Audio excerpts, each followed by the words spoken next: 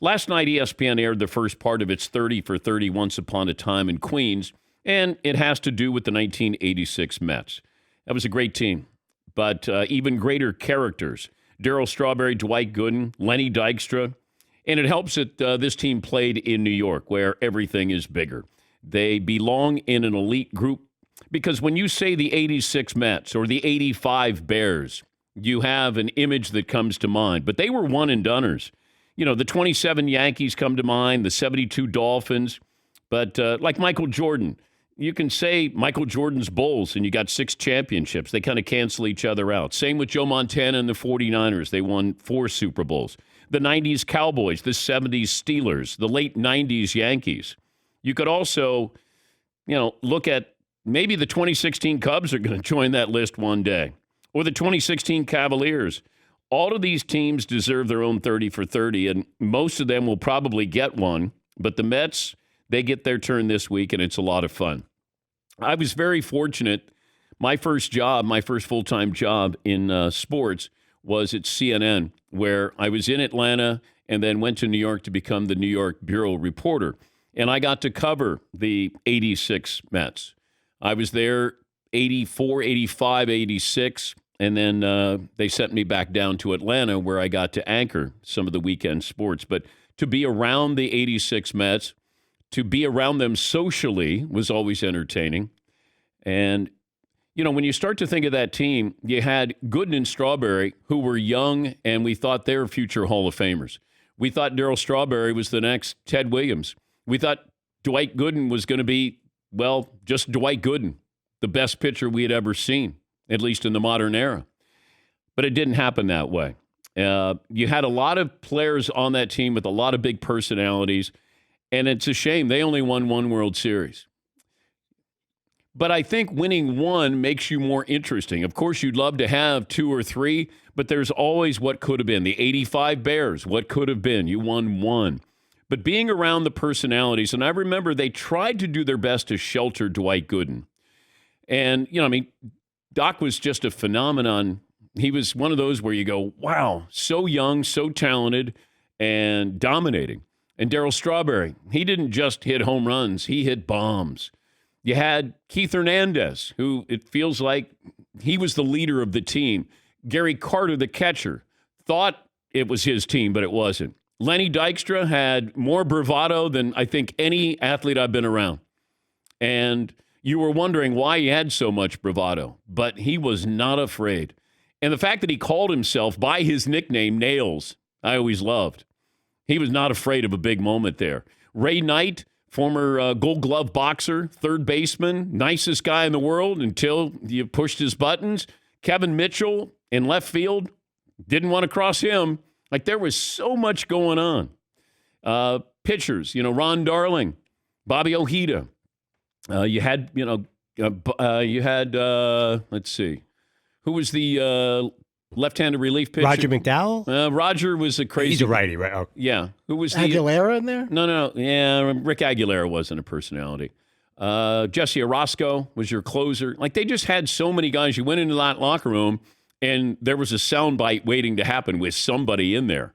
But it could be something religious from Gary Carter. It could be something controversial from Lenny Dykstra, something mysterious from Darryl Strawberry. Like there was a lot going on. But I'll go back to that 86 Mets team, Game 6 of the World Series, when the ball went through Bill Buckner's legs, and having been there and gone into that locker room, and I remember being told that Keith Hernandez, when you walked in the locker room, his locker was right on the left, and they always put a 6-pack of Michelob or Michelob Light. I don't even know if they had Michelob Light back then, but I think it was Michelob. And so they had his beer was there, and I was told he came in prior to the rally, that he started to get undressed, that he thought that they were going to lose, came in and sat down. And then, of course, they win. I went into the Red Sox locker room first because I wanted to talk to Bill Buckner, and then we went over to the Mets locker room, and it was still chaos. And it was only Game 6, so there was still the Game 7, and the Red Sox took the lead in Game 7 and gave that away as well. But one of those moments where you're like, this team has so much talent, but it didn't feel like they had a collective leader who could keep it all together. It was too powerful, too explosive, too crazy. We didn't even know what was going on with Darryl Strawberry and Dwight Gooden. We didn't know what was going on. Well, we knew, but we didn't really know. Because back then, when somebody talked about cocaine, you're like, how are they able to play baseball? And, you had other, cocaine was a big issue with baseball in the early 80s, maybe in the 70s. But you're just trying to follow this. It was a meteor. And you knew it was going to burn out. You just didn't know when it was going to burn out. And you had Davey Johnson, who was a hands-off manager. Very nice man, but hands-off manager, former player. I mean, just crazy stuff. I remember walking in the locker room and there was a big fish bowl and it was full of greenies, like you get amphetamines. It was like, man, maybe dip my hand in there. Happy Halloween. It was just, there was always something going on. Yeah, McLovin. So could a team like this exist today or even 10 years ago? No. What was different back then? No social media. I remember being at a club one night and Lenny Dykstra had a cigarette, a dip, and a drink all at the same time. That was this team. It was just, there was always something going on. Fascinating, always a story. And then you would just hear things. But back then it was really, you didn't really know if that was happening. Like Doc Gooden with drugs, Darryl Strawberry with drugs. And I don't think Straw did anything until he got to the Mets.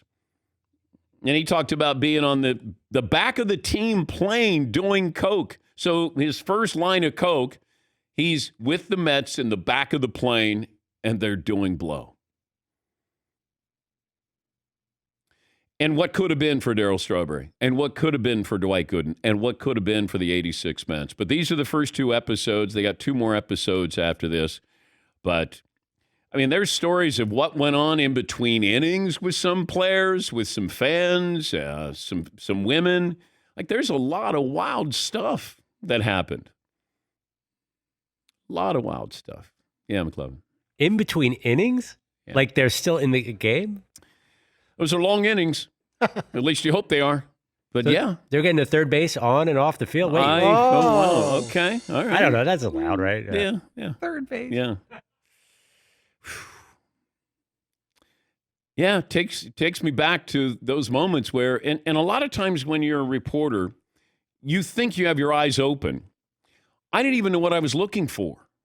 But even then, back then, I was not breaking stories like that. I'm just covering the Mets kind of on the periphery. I wasn't there every day. But, accusing somebody of drug use, like, you couldn't do that. There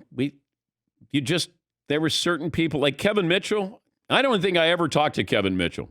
He scared me. He truly scared me.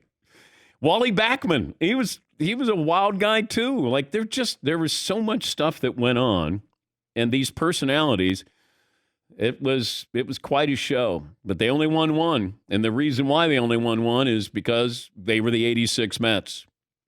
They weren't destined to be the 86, 87, or 88 Mets. They were the 86 Mets. Yeah, Paul. It's so much different now. Ryan Fitzpatrick of the Washington team is the quirky guy because he's got a beard and went to Harvard. That's his wildness. Like, it's so different now.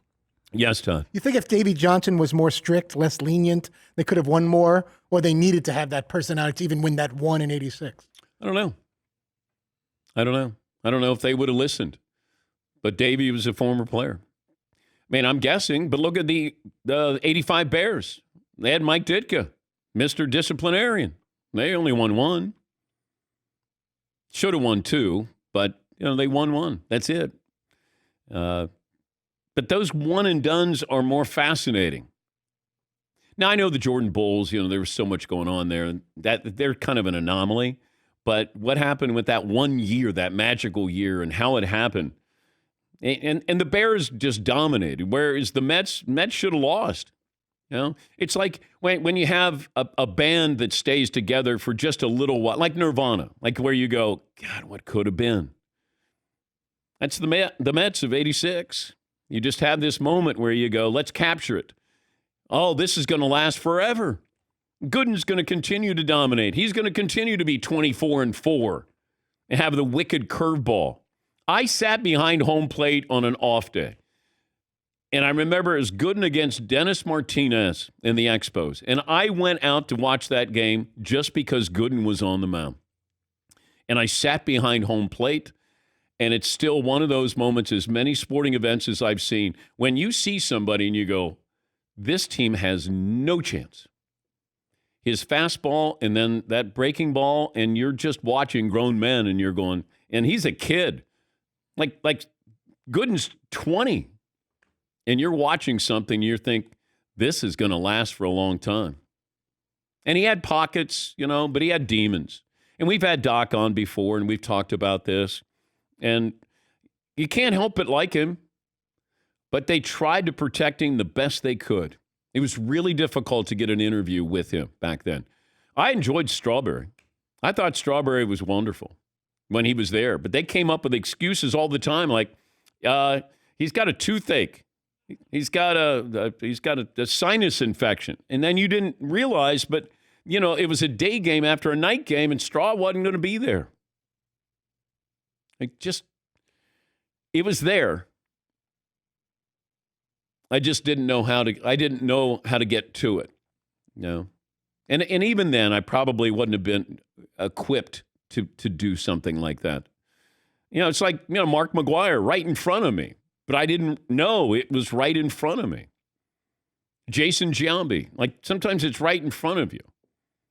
And you still, and it's not like I don't want to believe it, but I think you want to enjoy it. You're covering the enjoyment of sports sometimes, not what is going on behind the scenes. Like the Mets, I truly enjoyed going to game. First date I ever had with my wife. Strawberry broke his hand in a game. I think it was May 12th. And I just remember we went because I loved watching the Mets play. Yeah, McLovin. It was the same about Jordan. Like, they didn't dig too deep into Michael Jordan's personal life. Yep. And back then, no social media. And if you did, then Michael off the court with women or gambling, then that would have been brought to light. But it wasn't. Go back through history with a lot of these teams, controversial characters.